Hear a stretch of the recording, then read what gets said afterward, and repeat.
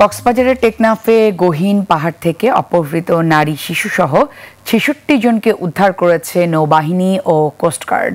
বৃহস্পতিবার রাতে বাহারছড়া ইউনিয়নের কচ্ছপিয়ায় গোপন তথ্যের ভিত্তিতে যৌথ অভিযান পরিচালনা করে ২৩ নারী, ২২ পুরুষ ও ২১ শিশু উদ্ধার করা হয়। নৌবাহিনীর স্টেশন কমান্ডার জানান, মানব পাচারকারী চক্র অস্ত্রের মুখে অপহরণ করে মুক্তিপণ দাবি এবং বিদেশে পাঠানোর প্রলোভন দিয়ে তাদের আটকে রাখা হয়েছিল। উদ্ধারকৃতদের যথাযথ কর্তৃপক্ষের কাছে হস্তান্তরের প্রক্রিয়া চলমান রয়েছে। নিরাপত্তা নিশ্চিত করতে যৌথ বাহিনীর এমন অভিযান অব্যাহত থাকবে। বাংলাদেশ কোস্টগার্ড এবং নৌবাহিনী কর্তৃক একটি যৌথ অভিযান পরিচালনা করা হয়।